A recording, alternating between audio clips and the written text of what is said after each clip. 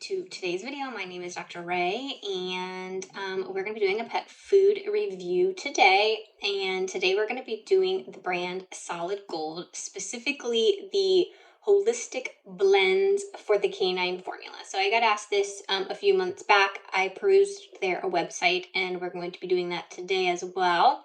But it was lacking, so I had to email them and get some information. I did ask for a full product guide. They were not able to provide that, and so I just went with the Holistique Blendz, which was what I was asked to review. We need to do that because the website's a little bit incomplete, did not have all the information we needed. And so that email was really important, and it's something you guys can definitely do, and I encourage you to do when you find a website that is, doesn't contain all the information that we need. We're going to be using the pet food scoring system today. If you are not familiar with that, I have a video outlining that. I also have a workbook, shameless plug, that you can purchase, and you can learn this process, and you can have all the charts and information that we talk about. Basically, it's just the workbook's just it's a workbook. Basically, you can reference it and get the charts, and has step 2 guides on how we do some of these calculations. So instead of watching a million of my videos, if you just want everything in one place, there it is.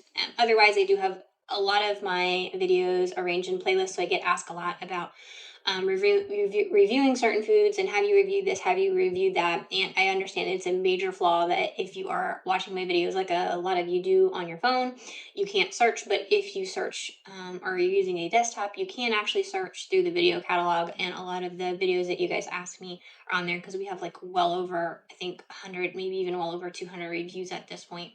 But I do have playlists where I have grouped foods that score 7 and above, for cat, for dog, for senior. I have some foundational playlists. So if we're going through this and this nomenclature and things is totally foreign to you, you may want to check out the foundationals playlist. And that has a lot of information about calculating body condition score and, what all these terms mean and things like that. So definitely check out the playlist if you have time. So today we're going to do Solid Gold. You can hop over to their website. We're going to have a screen capture here to help illustrate some of these things. It's solidgoldpet.com, and their philosophy is that they are one of the first original holistic brands. Now, we've talked about that. There's nothing wrong with the term holistic, but there's also nothing right with it either. It has no definition. Any company can call themselves holistic for whatever reason they want. So they can say holistic because our favorite color is blue. They can say we're holistic because we utilize an approach that maximizes all aspects of your pet's health. They can say they're holistic. I had a company say they're holistic because they use the whole grain and not part of it. So that term holistic means nothing. So if you're specifically on the hunt for a holistic food, you need to be really aware of what that definition is for you, and look for more of those qualities than actually a food that is labeled as holistic, because that label means nothing. So that would be my bit of advice for you on that. Now, the other thing that Solid Gold is big on, as you can see here, is Solid Gold, Solid Gut. And so they're big on gut health, and they promote that that gut health is the holistic bridge between physical health and mental health, and that's why our products nurture your pet's gut health to fuel their mind, body, and spirit. And I think that's an excellent theory. I think that's an excellent approach. Obviously, we know that as veterinarians, if you have something called leaky gut syndrome, that can be a really detrimental to your pet's long-term lifespan and quality of life. And so absolutely a healthy gut and probiotics and prebiotics, which are getting very big now in veterinary medicine, can be an important part in your pet's health. So I absolutely agree with that. The thing is, if they talk the talk, can they walk the walk? And that's what we're going to try to figure out today. Now, if you're not familiar with probiotics and prebiotics, I do have a series of videos on that. And at the end of this video, I will link those so that you can peruse those as well. If you're not familiar with that video that goes into the details of what a probiotic is, what a prebiotic is, and what you should be looking for specifically in those products, please, after this video, watch that video. All right. So we're going to hop on over to the Holistique Blendz. It is a dry dog food. And with the dry dog food, even though it is dry, we do need to take into consideration the moisture content we're going to be evaluating this food based on the optimized nutritional data from Small Animal Clinical Nutrition. So there are different ways and different standards for which you can evaluate a food. AFCO is one, and the other is the NRC. And so both of those are very, very, very large, huge ranges. They allow for a lot of products to be brought to market and a lot of leniency. And so that's fine. All the foods that we review are AFCO products. I do not review any food that does not have the AFCO seal. Why? Because pretty much every single food that is meant for long-term feeding in the United States has that seal. So you're going to be hard-pressed to find one that doesn't. And so everybody asks me, what is the best? And so in order to weed through all of them, we have to kind of narrow the standards. And so how do we do that? We use the numbers I set forth in Small Animal Clinical Nutrition that have been researched and data to prove what actually smaller, what kind of shrinkage can we do? How can we tailor that and find the most optimal range? And so that's what we're going to be using today. And those are the numbers you're going to see here. And those are the numbers that are in that workbook. They come from Small Animal Clinical Nutrition textbook. And they are based on the research which is cited at the back of that textbook, many pages of research that they have compiled to come up with those numbers. And so the PSS system is to find an optimized diet. And so to be clear, if you feed a diet that does not fall in the optimal range, it does not mean that your pet is going to drop dead tomorrow. It does not mean that some untoward, horrible thing is going to happen to your pet. And so there's no reason to stress out about it. Okay. What we're trying to find is the most optimized amongst the okay diets. And so that's what we're going to be doing today. We're going to start out with the front of the package here, and we're just going to pull out some of the marketing things so that you know what's marketing and what is nutrition.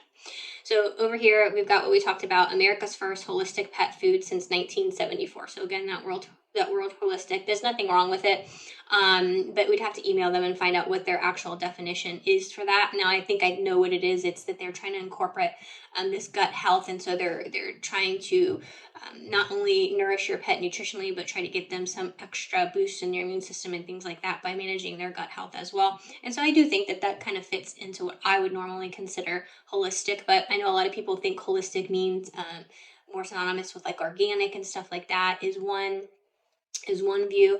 And so just know that term holistic is totally a marketing thing, and there is no definition for that.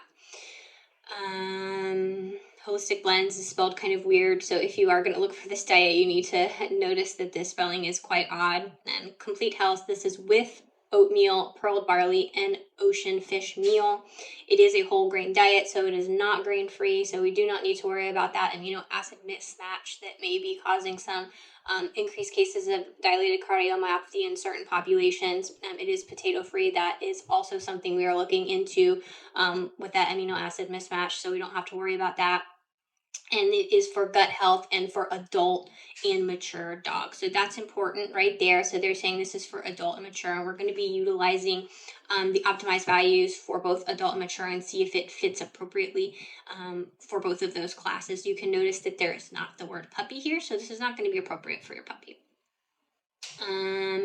So more of the gut health thing, and so they're big on that. So the first thing that we're going to do is we're going to look for the AFCO statement. So we already talked about all these foods are AFCO certified or meet AFCO requirements. AFCO doesn't actually certify anything, but they do set forth these standards, and then every single state then adopts whether or not they're going to accept that, and pretty much every state has done that. Now, if you are new here, welcome. My name is Dr. Ray. I'm a small animal general practitioner. I probably should have said this in the first couple minutes of the video, not 9 minutes in, but here we are. And so as a general practitioner, I see a lot of diets, and I go over nutritional consultations on a daily basis. And so this is kind of a really easy approach that we're going to utilize here, is things that you can do at home, things that only take a few minutes. They don't require an excessive amount of time. Now, if everything stacks up good here on this really brief introductory level, then great. Go on to some of the secondary factors. I have this little scorecard here that's going to walk you through it. Basically, I like to start with the AFCO statement, because some people feel like the AFCO statement is kind of like, if you read that and it doesn't match up to what you need and what your pet's needs are, then it's probably best to move on. And I kind of sort of agree with that. The thing about the AFCO statement at least right now, is that it is very hard to find a lot of times on the package. And so it does have to be there. So it is there. But for instance, on this package of solid gold, it's on a side panel and it's this really tiny little area here, and I'm going to blow it up for you. And it has all the information, a lot of the information that we need to see if this is even a contender for us. And so if you read this, you can see that the solid gold holistic blends is complete and balanced nutrition for adults. And so it says right there, it is not for a puppy, it is for an adult, and there's no specific life stage for a senior. So you'll never see one that says seniors, but they're saying that they feel like they've tailored this to a senior as well. And so that's why we're going to be evaluating against both those standards. So the other thing that you want to look for is to see if this was feeding trialed or formulated. And you can see here that they do use the word formulated, if you really look closely. And so that means they use a computer to make this diet. They didn't actually feed the diet or do feeding trials on this diet. Now, that's a double-edged sword with the feeding trial. So feeding trials can be used to kind of supplement a formulated diet, and so sometimes it'll say feeding trials and it's actually they've formulated diet and then they've fed them to animals and supplement them. There's a little bit of a loophole here where you can actually not formulate your diet and you can just throw a diet together and then feed it to animals and do feeding trials, and as long as they pass the feeding trials, they can also be AFCO certified. Put it on the sign out there. It says be back soon under all the McFlurries and everything. Okay, I'm filming the video. Do you need something? Oh, okay. Good job. Okay. People, you're shaking the fridge. Yeah, I'm gonna have that later. I don't remember where it was.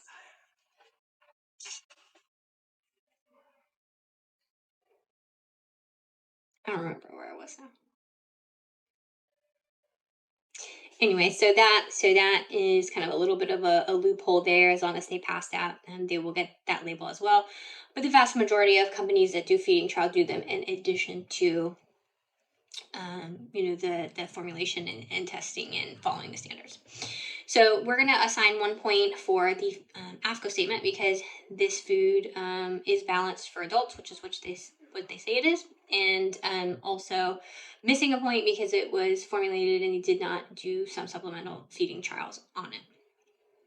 All right, so the next thing that we're going to do is we're going to look at the ingredient panel, and I can pull that up here. So when I was saying that their website was a little bit not the greatest, this is why. And so they've got these two little things. They've got their serving guide here, and then they've got the ingredient panel and the guaranteed analysis. The guaranteed analysis isn't on any of the diets. And so I think that might just be a little oops by the website, and so maybe Solid Gold can correct that. I did email them and they got it to me, so it's no big deal.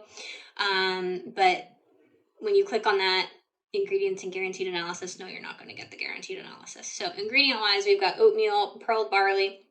So we've got our grains there. Peas, which is kind of like the bad boy with the whole DCM thing. They do show peas, but you see the thing about the ingredient list is it's just based on weight, and that's weight including water. And so you can't compare an ingredient list from one company to another company because the ingredients are only listed in descending order as a ratio in this diet. And so yes, the oatmeal is more heavier in this diet than the pearl barley, the peas, or the ocean fish, heavier as an ingredient, not density. So it isn't not telling us how much nutrients is coming from the oatmeal. It's just simply saying that oatmeal is heavier.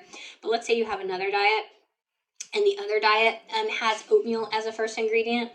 It doesn't matter because in this diet, oatmeal as the first ingredient, let's just assign a random number, could be 10.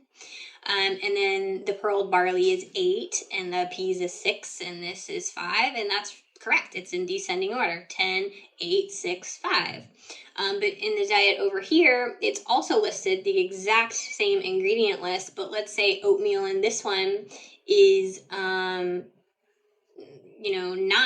And then the pearl barley is 3, and then the peas is 2, and the fish is 1, okay? And so it's just a ratio of the ingredients on that particular diet. You cannot use the ingredient list if you are, and I don't recommend that you do, you can't use the ingredient list from one diet and then compare it to the ingredient list of another diet. I know a lot of places out there, and if you don't watch the pet food puzzle guy, I highly recommend that you do. He goes over this a lot better than me and his term ingredientists versus nutritionists. But this is one of the major flaws the major faults of using the ingredient list is they aren't comparable from brand to brand. You can try to pick winners and losers based on ingredient lists, but you actually have no idea how much of the nutrient is coming from that specific ingredient. And so it's a nice thing to look at it and just make sure there aren't any red flags. But you're not going to glean a whole lot of information here. And so only assign 2 points to the ingredient list. One is to make sure it's not grain-free, so we're not getting that amino acid mismatch issue that is implicating dilated cardiomyopathy in a lot of pets. And then the other one is to make sure that it is not a raw diet because that comes with its own slew of public health risk and health concerns. And so we want to avoid those two things, which Solid Gold does. So they are going to get 2 points for that. And so we are now up to 3 points out of 10 on my pet food scoring system. So I'm going to write that down here on my little scorecard. The next thing that we're going to look for is the feeding guide because I have it right here. We want to make sure that it is recommending the appropriate calories, and that's usually done correctly in foods that are not all life stage foods. And this one is not. And I went ahead and did check the calories. And I always do 20-pound dog because we've kind of have that memorized, so we don't go through the calculation on every single food. But you can check out, again, that Foundation Dose playlist if you want to learn how to calculate your pet's resting energy requirement. For a 20-pound dog, we're shooting for somewhere between 363 and 500, depending on the energy level and the status as spay or neutered. And so when you calculate this food, which was about 360 calories per cup, again, we had to zoom in, and I have the zoom in for you, but you had to zoom in really, really close to see how many calories per cup it was. They don't list it here again on the website, and you will find that the feeding guide is correct. So they got another point there. So we're going into the guaranteed analysis with 4 points, which is a pretty solid start. When you look at the package, because it wasn't on the website, but you can see it if you zoom in on the package, they do include the guaranteed analysis. And you're going to find this on all the pet food labels. And there are some new pet food labeling, I don't even know what you call it, new pet food labels that are coming out. And I'll be doing a video on that soon in my AVMA 2025 update series. And there are some new labels that are coming out, and there's going to be some changes to this, and we'll be going over those in that video. And they're not major changes, but currently right now, when you look at a label and you've got the guaranteed analysis, what you see is some minimum and maximums, and you see them on a percentage basis. The problem with that is it includes moisture, and the standards do not include moisture. And the reason they don't is we want to be able to compare foods accurately that have different moisture levels. So everything from dry foods and that are very dry, very low moisture. Oh, I gotta plug my computer in. And I brought it and I didn't plug it, but we'll do that really quick. To fresh foods and canned foods that are really high moisture. And so in order to properly evaluate them, you have to remove that moisture so you get just the nutrient content. And so when you see this guaranteed analysis, it already isn't right because it includes the moisture. But the other major thing is it's got minimum and maximum. And so we don't want that because if they're only telling you the minimum, they're not telling you the maximum. It would be more helpful if they did, but they're not telling you what's actually in there. Just saying their guarantee, for example, the protein is no less than 18. And to further illustrate this point, and I'm going to put the label and I'm going to put what they sent me here. They sent me the typical analysis, which is what they actually believe is in the package. And it's quite different. So see, in the guaranteed analysis, they see a minimum of 18, but in reality, what they're shooting for in the package and what they most typically achieve is around 20. Let me pull up my thing here. What they most typically achieve is 22.4. They most typically achieve for their fiber 3.44%, phosphorus at 1.02, calcium at 1.37, and fat at 7.1. And so let's compare that to both the senior standards as well as the regular adult standards. Again, these are in Small Animal Clinical Nutrition. That's where these numbers come from. They're also in my workbook, just as an easily accessible, referenceable chart. So let's start with the adult dog. With the adult dog, we ideally want the protein between 15 and 30, so this at 22% is going to be correct. The calcium is going to be slightly overshot, so they're going to lose a point there. The phosphorus is going to be slightly overshot, so they're going to lose a point there. The fat is actually under as well, so they're going to lose a point there, and the fiber is good, so they're going to get a point there, and so that's going to bring this particular diet up to a 6. What does that mean? Again, it does not mean your dog is going to drop dead if you feed this diet. I typically prefer diets that score 7 or above because it means there aren't major deductions. So for example, in this particular diet, we lost a deduction for formulated, not a big deal. If that was the only deduction, it would have been a 9 and I would have been pretty happy with it. But we start getting more deductions, we're starting to lose some major nutrient ground here. And so they lost it on both of the minerals as well as the fat component. Now there are some dogs that need a lower fat diet. There aren't really any dogs that need a higher mineral diet that are not puppies, and so there's really not a good reason to add excessive minerals. That is a processing issue. It's also a philosophy issue. So they are adhering to AFCO standards, but they are not adhering to the more stringent ideal standards. Again, it is their choice to do that. Ideally, we want those tailored down though if we're looking for an optimized diet. Fat being low, below 10, there are some dogs that need a lower fat diet if they've been diagnosed with pancreatitis, or if they have, just whatever health concern, maybe obesity problem, and we need to monitor that. But you have to be really careful, and that should be on the discretion of your veterinarian, because as you get low in fat, there are some processes in the body that require fat. So a lot of our hormones require fat, our brain requires fat, and so you do want to feed lower fat diets. With a bit of caution. So they are going to be losing a point there for the adult dog. It's only going to bring the adult dog to a 6. Let's go ahead and check the senior, because the seniors do have some different requirements, so it may be more appropriate for a senior. Again, they are going to get that point for the protein. Now, if the calcium and phosphorus are not appropriate for an adult because they're too high, they're absolutely not going to be appropriate for seniors that require less and do better with a lower mineral content. So they are going to lose it for that.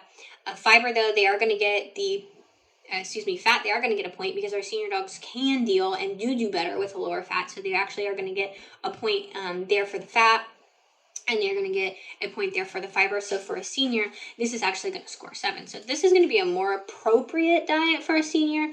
And again, the minerals are a little bit off, so not completely optimized for a senior, but closer to what we want to look for a senior.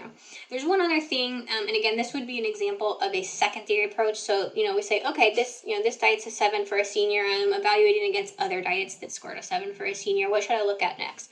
One of the other things that I suggest you look at here is the vitamin E, especially with a senior, but for all dogs. There is a minimum vitamin E requirement for life, and AFCO sets that at 45. So minimum vitamin E that you need just to get up in the morning and function is 45. And a lot of diets will hang out at that 45, and they don't add additional vitamin E. But as you go through the research, you will find that the closer and closer you get to around 400 with the vitamin E, which is quite 10 times more than 45, 10 times more than the minimum requirement, you start to get some of those really good free radical scavenging antioxidant effects. And so that's a nice one to look at as you're looking at secondary factors. And if you go to the Solid Gold website, you can see that they do list some secondary things that you may be interested in. And one of them is a vitamin E, and they're bringing their vitamin E up to about 100. So not quite as high as we need for the free radical scavenging effects. So I would like to see that a little bit higher. And a lot of you guys that are into the holistic thing, that might have been something that you expected a holistic brand to do, was to have very high vitamins in there. And so 100 is higher than, normally we see, but not quite as high as we would like to see that really good antioxidant effect. The other thing that I wanted to point out, as we're talking about things to look for and for gut health, they do add probiotics to their diet. And I think that's a good thing, but I want to be a little bit of a devil's advocate here with the probiotics and the prebiotics. And if you watched my video on prebiotics and probiotics, this may be something that you guys are already aware of. When you use prebiotics and probiotics, those are nutraceuticals, okay? They are not regulated, and so you have to be careful. You have to be careful with them, because just because a company says they put them in there, they don't actually have to do that, and a lot of them don't. And so there's a lot of variability when you see a company add prebiotics and probiotics to food. I am not a big fan of prebiotics and probiotics mixed into a food because I think that adding a prebiotic supplement is better. You have more control over it.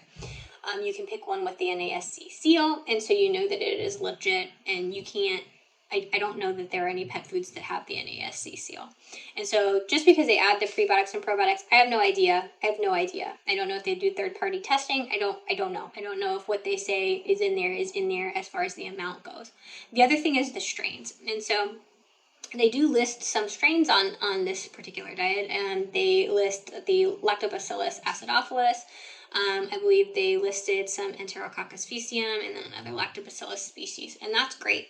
But the actual species, the strain of the species is really important. And so you can have a whole bunch of lactobacillus, but unless it's the correct strain, it doesn't matter if you put it in there or not.